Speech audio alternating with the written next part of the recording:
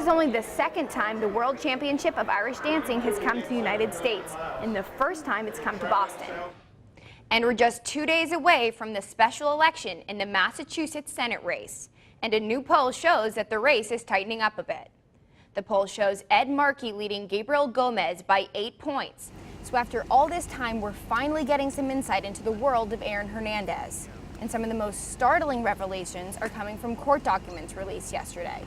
As interest rates are starting to inch their way back up, many potential home buyers in the Boston area are starting to think that now is the time to pounce. And some are getting desperate. Lou Phillips, a priest and teacher at the school, is also worried about the children and says he's going to work hard to make sure they stay connected to each other and their faith. Tonight, here in Portland, Maine, many participants of the Boston Marathon will finally have the opportunity to cross the finish line and to end the race. Although the Protection 1 security button is a great option for victims of domestic abuse, the police say that this button should not be used instead of calling 911. Here in Monument Square, Portland's Buy Local campaign is celebrating its 5th year anniversary of supporting Maine businesses. Although Jekanowski says that many Boston College students are in support with making contraceptives available on campus, she also says that there's a great deal of students who can see where the college is coming from. They're flying in from around the world with big hair, big kicks, and big hopes of taking home the gold. The goal right now is to at least get second, third, or first. The Irish Dancing World Championship is being held in Boston this year at the Heinz Convention Center. Most of the competitors range from 10 to 14 years old. But don't let their age fool you. These kids know what it takes to win. Yeah, we practice most days of the week, and then you have to practice like yourself at home. And you have to keep your fitness up, so you have to do like 1,000 jumps every day.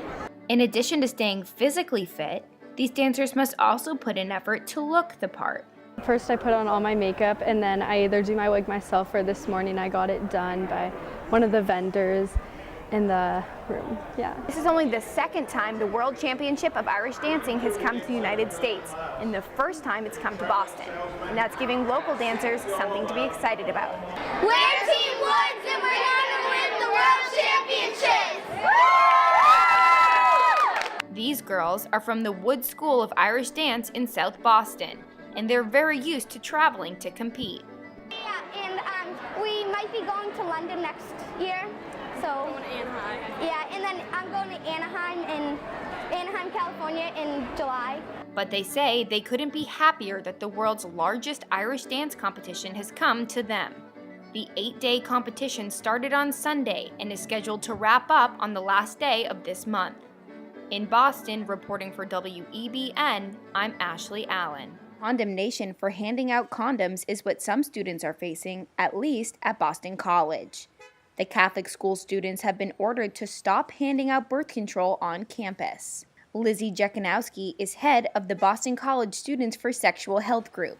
She is leading the fight to make contraception available at BC. We're an independent student group, we're independent of the university, and we seek to expand sexual health resources and information on BC's campus because Boston College does not provide this information. These students host condom pickups and have set up what they call safe sites around campus where students can go for information and sexual resources. But they may not be able to help their classmates much longer.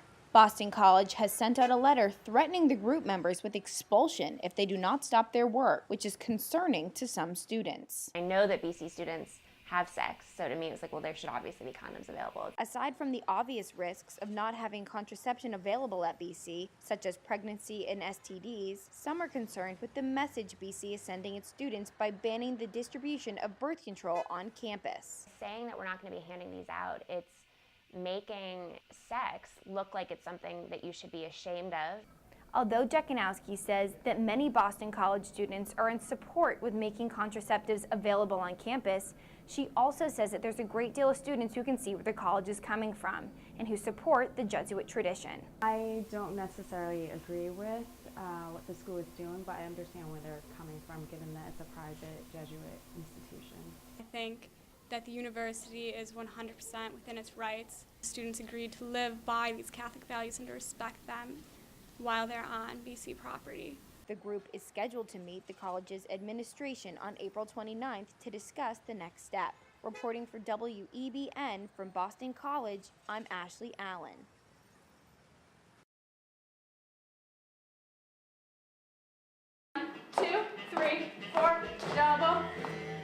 This is the Boston Baby Dolls Burlesque Dance Company, and it's giving Boston women something to shimmy about.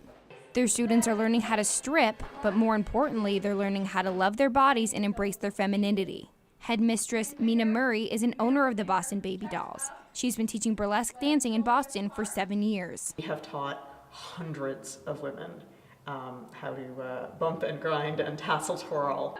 You might be surprised to know that in proper Boston, sexy dance classes are selling out months in advance. All of our classes keep selling out, so the traffic is fantastic. Baby Dolls instructor Linnea Peterson says she thinks one of the reasons burlesque has become so popular is because it allows women to accentuate the parts of their body that they love. So you can hand the same song to 2 different women and they'll give you 2 totally different acts based on like what they're comfortable with and what they really like about themselves. Many of the women in the class said that burlesque dancing is not only fun, but that it helps them feel comfortable and confident in their own skin. I love burlesque, and I'm also big on body empowerment and loving the body you're in, starting your stuff, your way, your style, and you're only showing what you want to. Anybody can get up on the stage no matter what they look like, and you know, if they feel good about themselves and they can share that with other people. Because at the root of burlesque, it's a body image, you know, being comfortable with your own body. In a society with increasingly high standards for physical perfection, burlesque dancing can help the women of Boston gain confidence by learning how to lose their clothes. In Boston, reporting for WEBN, I'm Ashley Allen. When the bell rings on the last day of school, you might expect to see nothing but smiling faces. Though the students at Cathedral treated today like any other, their parents knew better and are worried about what the closing of the school means for their children. I thought we had all prepared ourselves for this moment, and it's just a lot sadder than we thought. We're very discouraged that this is it. Although the Cathedral School is not the only Catholic school in the area, parents say it was different from the rest because of its ethnic diversity. Student parent Lisa Day has 2 adopted children from Ethiopia and says the school was the perfect place for them. People here at the school knew very well how to deal with immigrants and refugees and things of that sort, and I knew that this would be a safe and good place for them. Day now feels let down by the diocese and is more than disappointed in their decision to close the school. These are the people that we're supposed to be ministering to, and he's chosen not to. Father Lou Phillips, a priest and teacher at the school, is also worried about the children and says he's going to work hard to make sure they stay connected to each other and their faith. Maybe we can do some after-school enrichment programs or just social programs to bring our parishioners together. Although he is discouraged, Father Lou still believes in Catholic education and is now devoted to keeping his parishioners involved. Even though a number of Catholic schools, such as ours, have faced closure, I really feel that Catholic education will survive, this storm. And many families hope that he's right. But for now, Cathedral School is closed, and for the parents of the students, that's hard to accept. In Portland, Ashley Allen, News Center.